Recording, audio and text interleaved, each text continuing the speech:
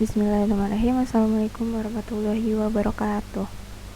Di sini saya Dwi Ratna Julianti akan mempresentasikan proposal yang telah saya buat, yaitu mengenai pengaruh penggunaan media permainan kartu kuartet terhadap hasil belajar siswa pada materi sistem pernafasan, di mana jenis penelitian yang saya gunakan yaitu penelitian kuasi eksperimental pada kelas 11. Lanjut saja ke latar belakang, di mana pendidikan merupakan hal utama dan menjadi salah satu faktor terpenting dalam menjalani hidup bermasyarakat.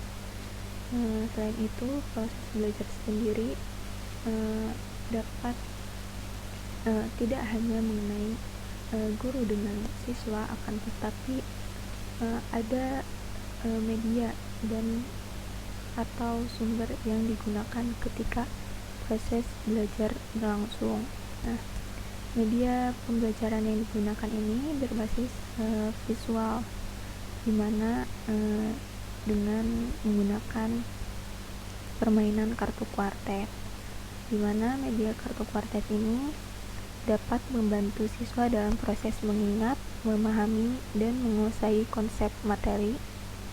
Selain itu, dapat digunakan sebagai media efektif untuk pembelajaran, sehingga dirasa lebih menyenangkan.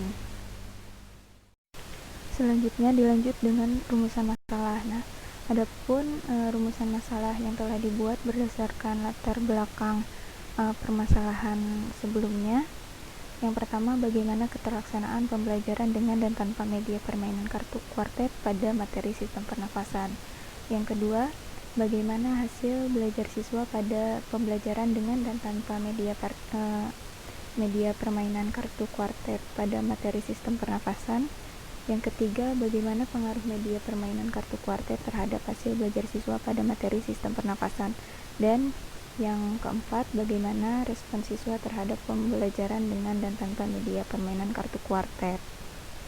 Selanjutnya dilanjut dengan tujuan penelitian. Adapun tujuan penelitian berdasarkan permasalahan telah dipaparkan. Yang pertama, untuk mendeskripsikan keterlaksanaan pembelajaran dengan dan tanpa media permainan kartu kuartet.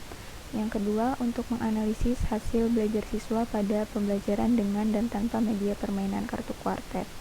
Lalu yang ketiga, untuk menganalisis pengaruh media permainan kartu kuartet terhadap hasil belajar siswa. Dan yang keempat, untuk mendeskripsikan respon siswa terhadap pembelajaran dengan dan tanpa media permainan kartu kuartet pada materi sistem pernafasan.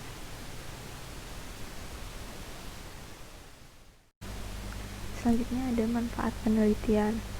Adapun manfaat penelitian yang diharapkan, yang pertama, bagi guru diharapkan menjadi alternatif guru dalam proses pembelajaran dengan lebih kreatif dan lebih menyenangkan melalui media kartu kuartet ini. Yang kedua, bagi siswa, diharapkan juga dalam pembelajaran ini diharapkan lebih menyenangkan dan lebih interaktif lagi bagi siswa, sehingga siswa dapat lebih paham dan tidak merasa bosan. Selain itu, diharapkan juga dapat meningkatkan motivasi belajar siswa sehingga berdampak pada hasil belajar yang baik. Dan yang manfaat bagi peneliti, diharapkan dapat menganalisis pengaruh media kartu kuartet ini terhadap hasil belajar siswa dan sebagai pengalaman peneliti dalam tugas mendidik.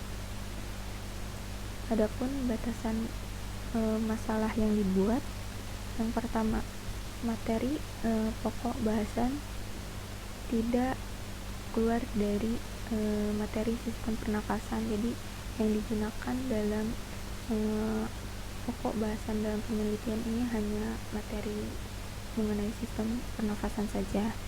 Yang kedua, media yang digunakan hanya menggunakan media permainan kartu kuartet. Dan yang ketiga, indikator yang diteliti dalam penelitian ini adalah hasil belajar siswa, di mana dinilai dalam aspek kognitif, yang meliputi C1 sampai C6 pada materi sistem pernafasan. Dilanjut dengan definisi operasional. Di sini ada definisi dari kartu kuartet, hasil belajar, dan sistem pernafasan. Untuk yang pertama, definisi dari kartu kuartet. Sebenarnya mungkin tidak asing bagi teman-teman sekalian, karena mungkin ada beberapa dari teman-teman yang pernah memainkan kartu kuartet ini pada masih kecil atau pada ketika jenjang SD atau TK.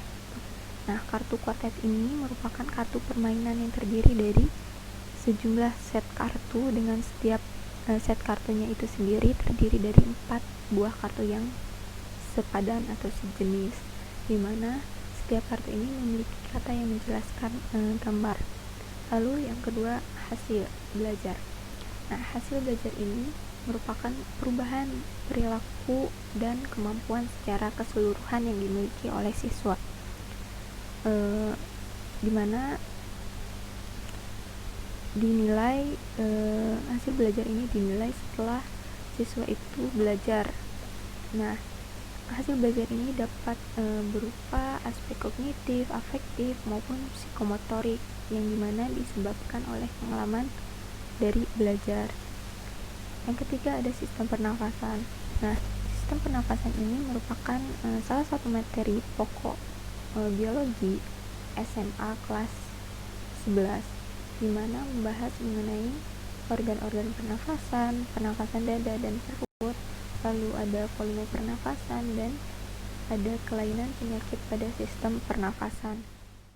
Selanjutnya dilanjut pada kerangka pemikiran di proposal penelitian.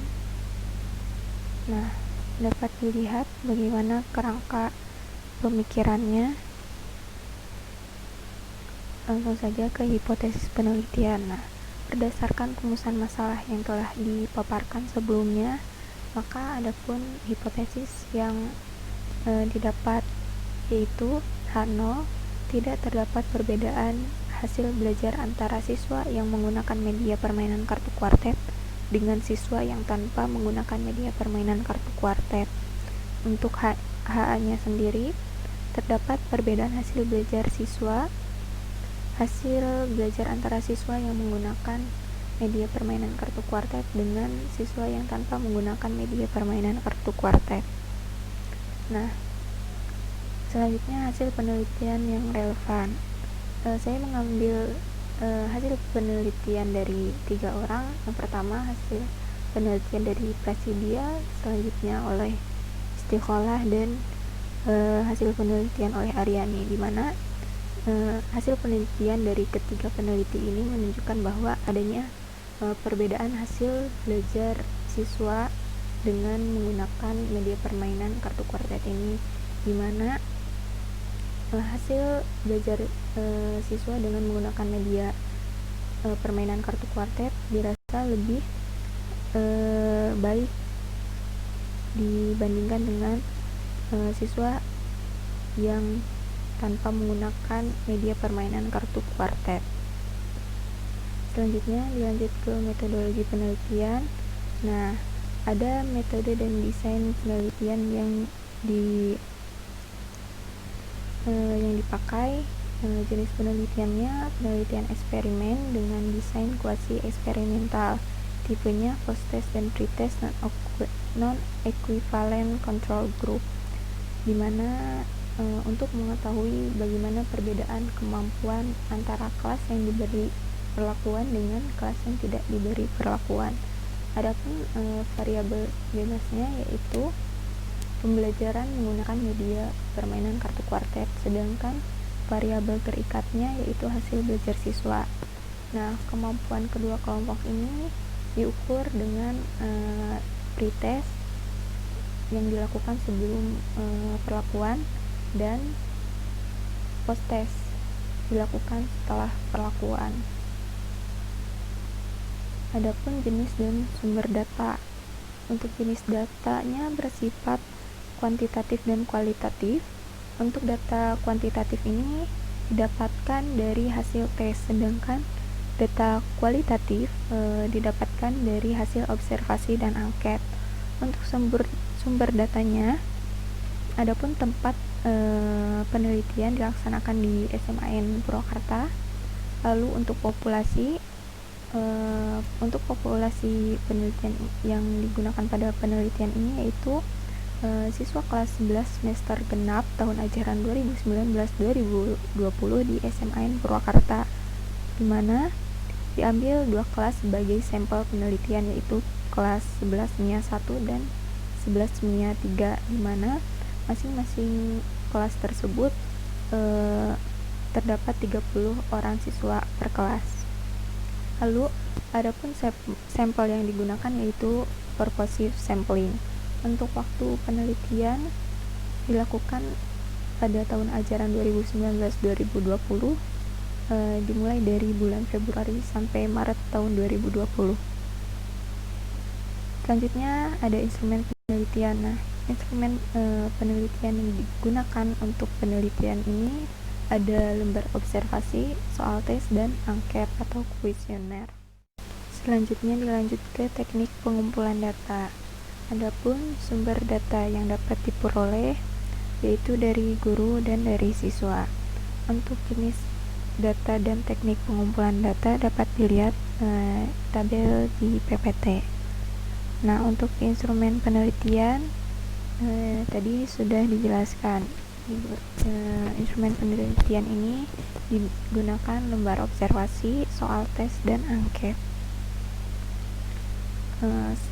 Setelah melakukan teknik pengumpulan data, maka tahap selanjutnya yaitu menganalisis instrumen penelitian, yang dimana setelah analisis instrumen penelitian dilanjut dengan teknik analisis. Selanjutnya ada prosedur penelitian. Nah, adapun prosedur dari penelitian ini yang pertama yaitu studi pendahuluan. Ketika sudah selesai studi pendahuluan, maka dilanjut dengan pada tahap analisis kurikulum. Setelah selesai pada tahap analisis kurikulum ini, dilanjut ke tahap penyusunan RPP dan instrumen penelitian. Setelah RPP dan instrumen penelitiannya ini jadi, maka dilanjut ke tahap validasi instrumen penelitian, yang dimana setelah validasi instrumen penelitian akan dilanjut ke revisi instrumen penelitian.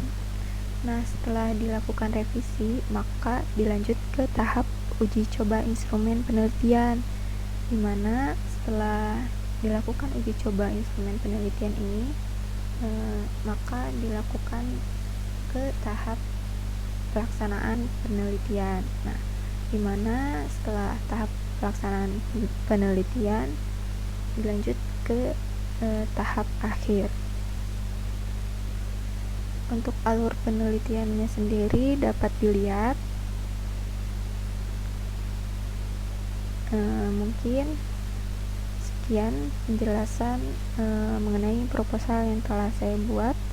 Mohon maaf apabila masih banyak kekurangan mengenai penjelasan maupun mengenai proposal yang telah saya buat. Sekian dari saya. Terima kasih telah meluangkan waktunya. Wabillahi taufiq wal hidayah. Wassalamualaikum warahmatullahi wabarakatuh.